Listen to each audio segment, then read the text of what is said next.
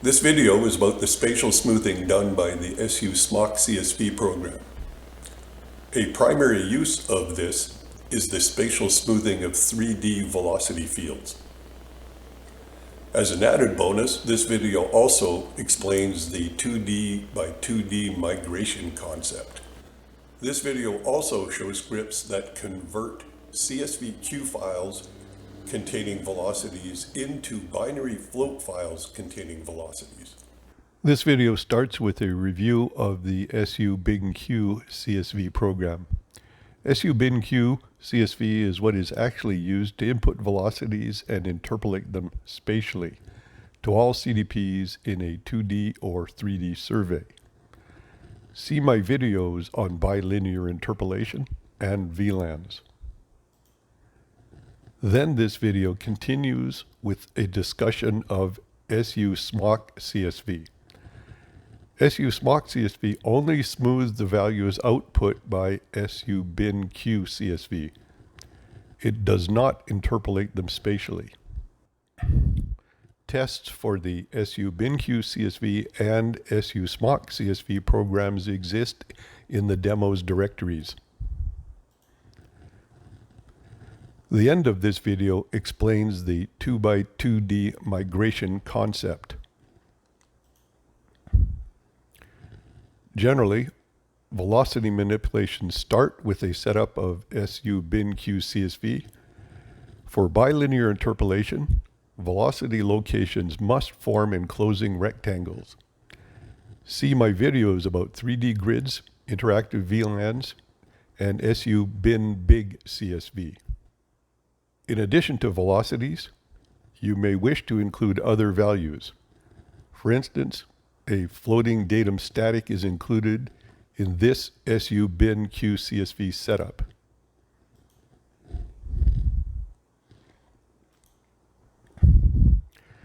With parameter I echo equals 1, the output file only contains the input locations.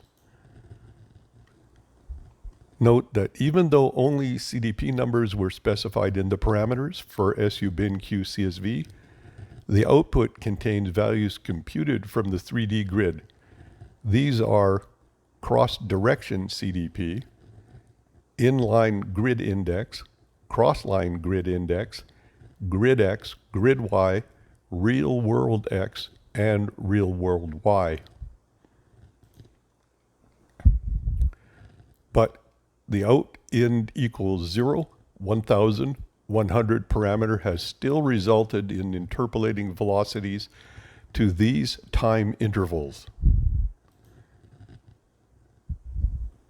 The velocity values are on the end of all Q records. With parameter I echo equals 0, the output file contains all CDPs defined in the 3D grid, as seen by the CDP numbers here. Of course, Q files often have a velocity for every sample time.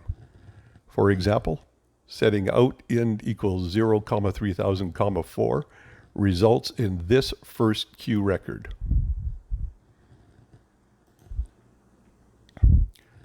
The velocity values output by SUBinQ CSV have been bilinearly interpolated to every CDP defined in the 3D grid. The velocity values for different times have been output on the ends of the Q records. These Q records can be input by SUSMOQCSV and smoothed. Continuing now with details of SUSMOQCSV. Before SUSMOQCSV smoothing, after SUSMOQCSV smoothing.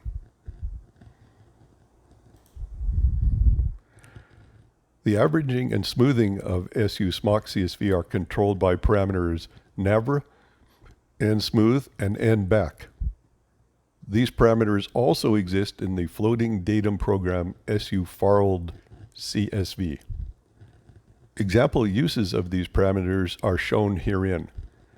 But for an extended explanation of why the nback parameter exists, See my video about the floating datum program SUSMOQCSV. Note, I often use the word smoothing herein in a general sense. It usually does not just refer to results of the n-smooth parameter. You could, in fact, make the case that naverage produces a smoother result than n-smooth. The naverage parameter simply averages values over a symmetric number of CDPs. For the average default of 10, the values of 21 CDPs are averaged. The center CDP value plus the next lower 10 CDP values plus the next 10 higher CDPs values. The n-smooth parameter uses a slightly more complicated technique. Taking the n-smooth default of 10 as an example, first, 21 CDPs are averaged for each CDP, exactly as done for an average. Then the difference between that average at each CDP and the original value at each CDP is added to the original value to get an intermediate value at each CDP. Intermediate value equals original plus original minus averaged. And then those intermediate values are themselves averaged over 21 CDPs. Values smoothed by this n-smooth technique are more centered than those by the naverage technique. This centered idea will be made clearer a bit later. As an example, consider a simple 2D with 101 CDPs. All CDPs have elevation 0 except CDP 50, which has elevation 100. Before continuing, it should be clear that this is a spike. This unrealistic situation shows the impulse response of parameter choices. But real input values will usually already be much smoother than this. After SUSMOQCSV with naverage 5 and n-smooth equals 0, none. The result is this. Here is the setup of SUSMOQCSV that generated the spike test input Q file.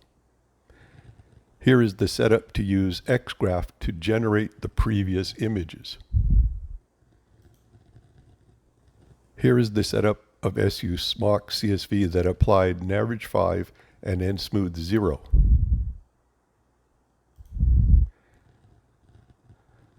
Note the sname equals gelv parameter. By default, SUSMOQCSV does not apply averaging and smoothing to single values like gelv. By default, it does apply averaging and smoothing to multiple values like velocities. You can use XGraph to display the output.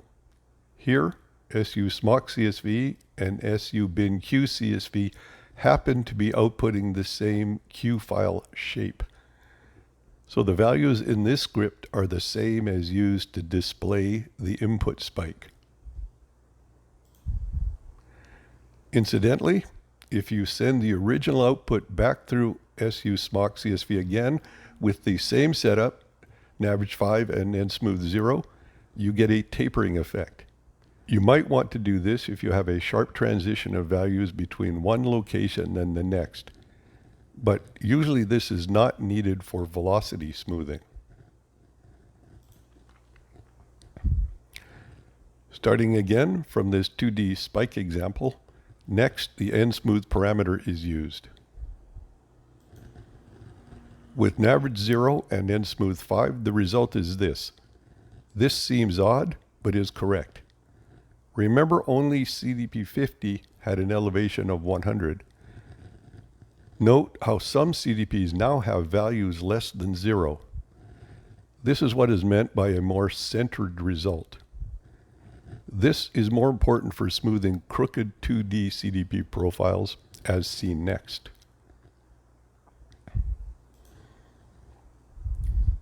Black are the original unsmoothed values.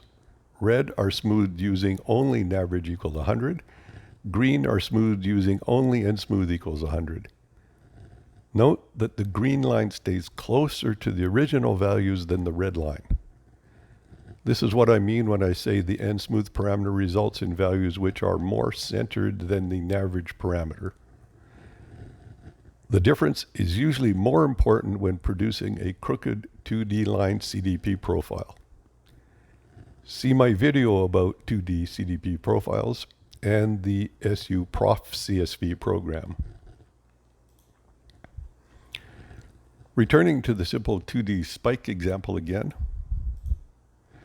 With nav5 and n-smooth5, the result is this. With nav10 and n-smooth10, the result is this. With nav15 and n-smooth15, the result is this.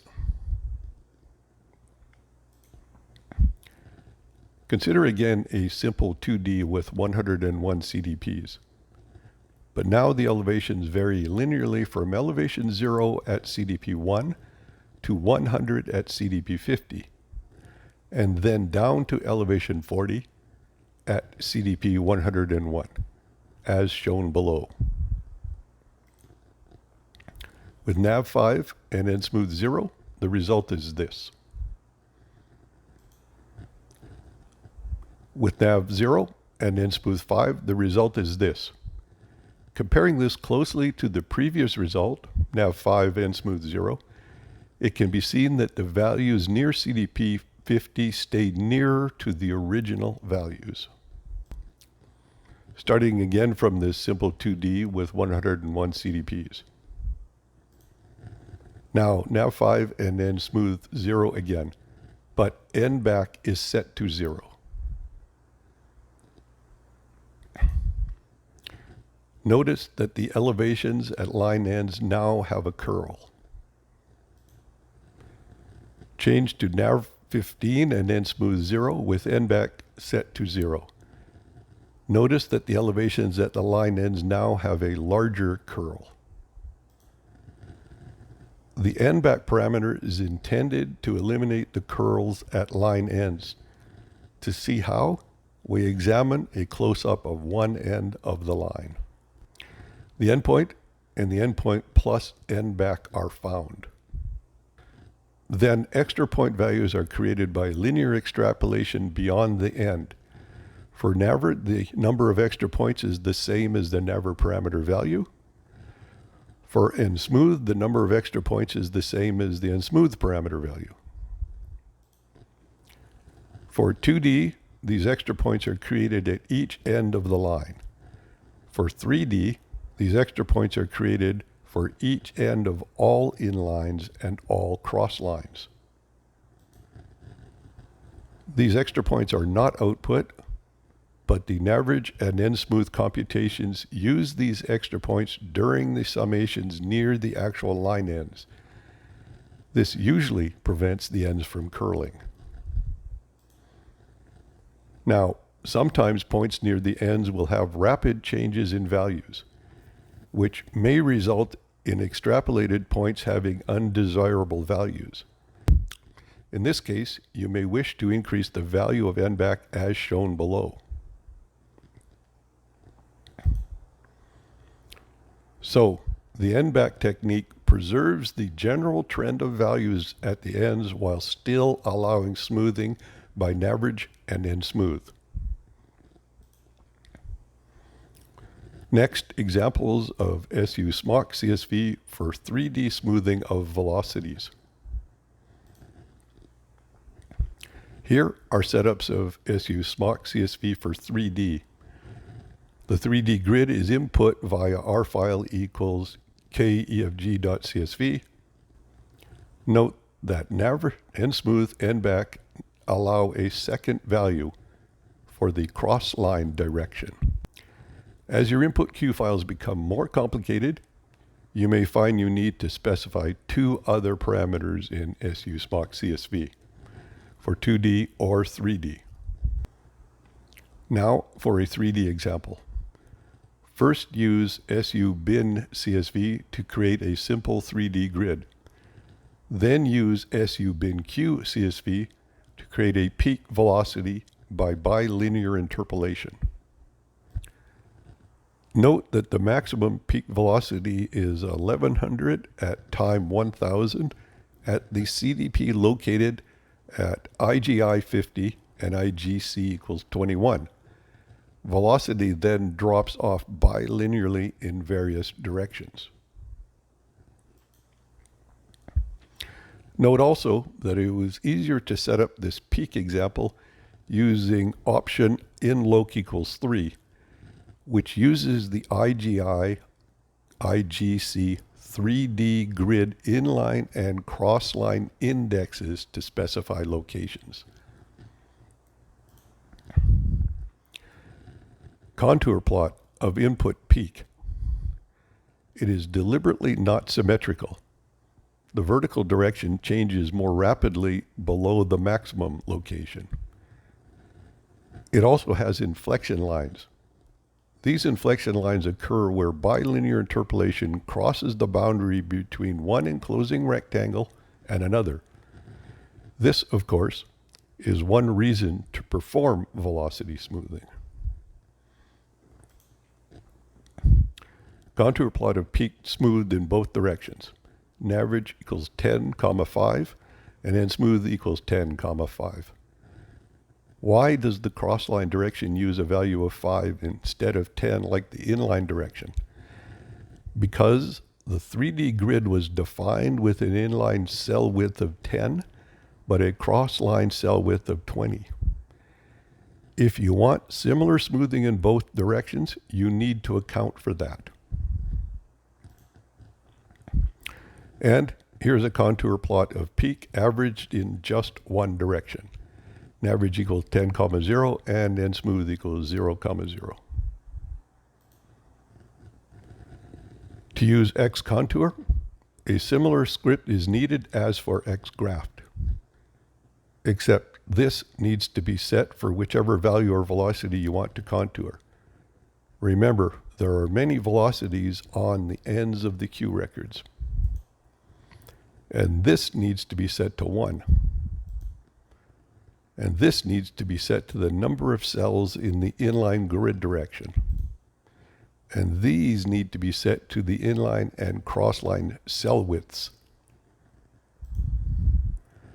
Now, onward to the 2D by 2D migration concept. 2D by 2D migration concept. In earlier years, there were no 3D migration programs. But we did not let that stop us.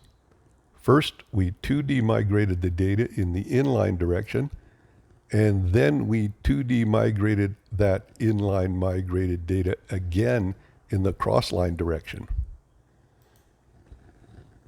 First, migrate each inline like this.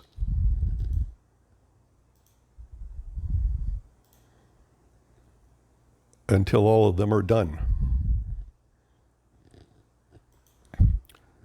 Then sort the inline migrated data and migrate each crossline like this.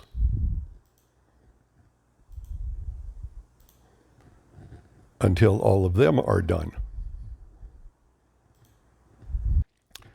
So how good could 2D by 2D migrations be? Well, consider a diffraction hyperbola that happens to be aligned completely in line. The inline migration should completely collapse it. The crossline migration should then do nothing. And consider a diffraction hyperbola that happens to be aligned completely crossline. The inline migration should do nothing. The crossline migration should then completely collapse it.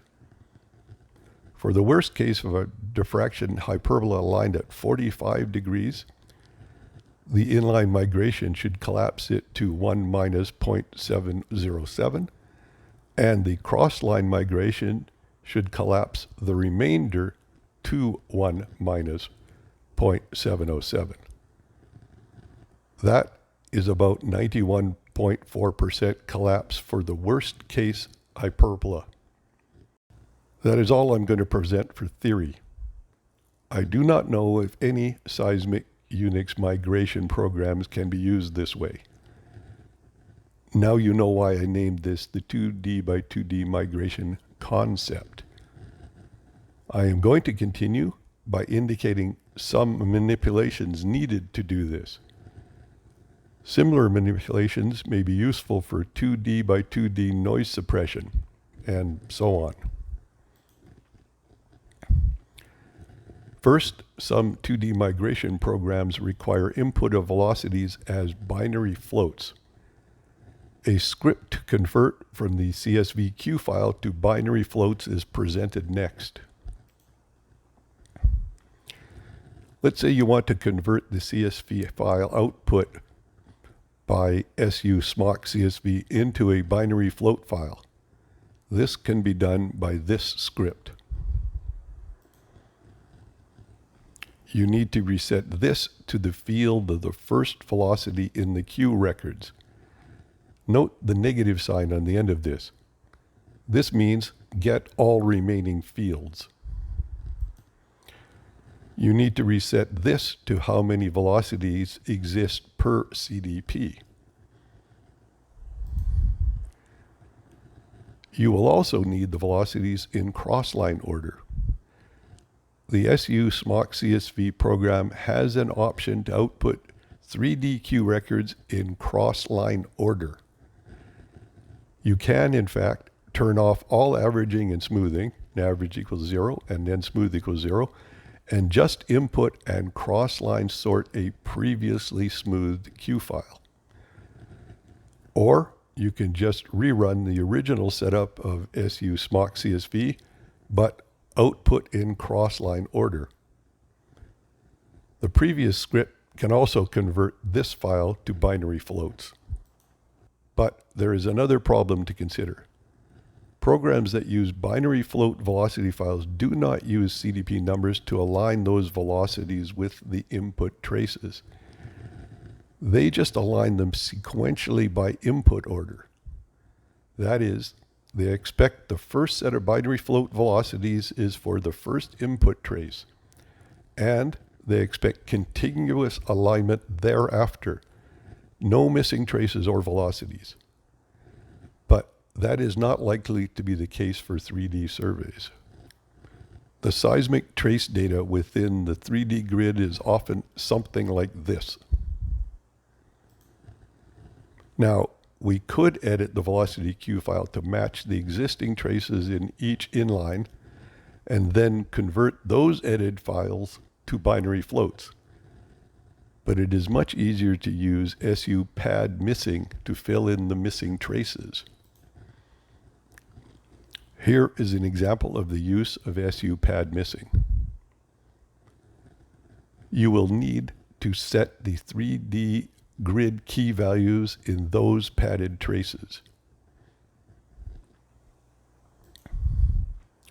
So now the amount of traces exactly matches the 3D grid, just like the amount of velocity locations in the Q file. This makes it much easier to edit the Q file to match each line and each cross line before converting the binary floats and running the 2D migration program. However, it may also simplify things so you do not need to edit the Q files at all. Consider the inline shown below. The SU pad missing program has created 0 amplitude traces at all inline ends. So, provided the migration aperture is less than the number of traces between the end of one inline and the beginning of the next inline, then the migration results should be unaffected. So you can put all the traces into one run of the inline 2D migration. No need to edit the Q files. Similarly, provided the migration aperture is less than the number of traces between the end of one cross line and the beginning of the next cross line, then the migration results should be unaffected. So you can put all the traces into one run of the cross-line 2D migration. No need to edit the Q files. You may have noticed I said the migration results should be unaffected. This might not be true for whatever migration program you choose to use. Also, the word aperture may not be appropriate for a particular type of migration. For some migration programs, it may indeed be better not to use SU pad missing.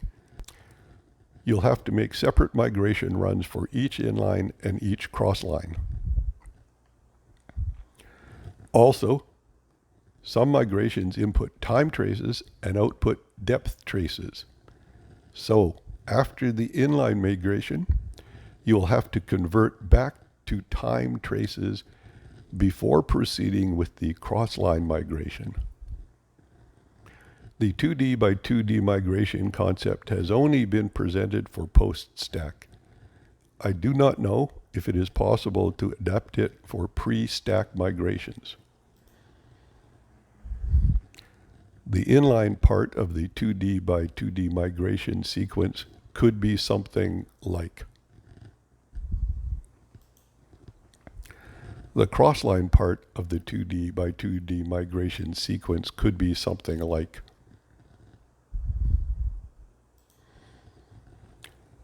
Next, a technique to enlarge the 3D grid while still maintaining the enclosing rectangles needed for bilinear interpolation of velocities.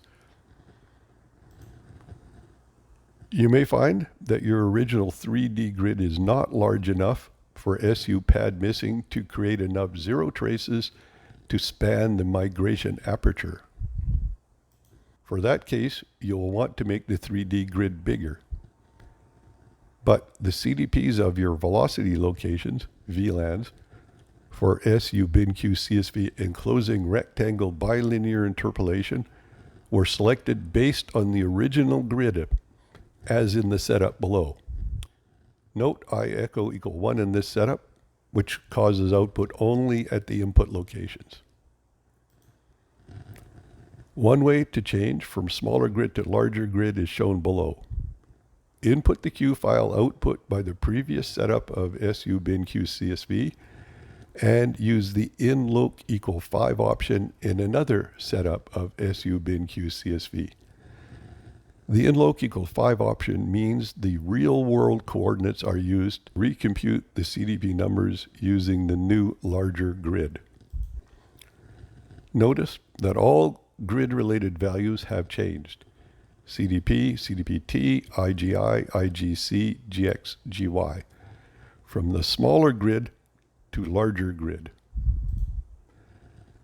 Now, the reason I used SUSMOQCSV to change from smaller to larger grid is that only certain kinds of grid redefinitions work for this situation. You cannot just redefine 3D grid corners any way you want and still have usable enclosing rectangles, because the original rectangles must stay parallel with the redefined grid orientation. So, for instance, rotating the grid usually will not work. I conclude with the documentation of SUSMOQCSV and SU pad missing, just so you can read it here conveniently. I remind you that this can change after this video, March 2024.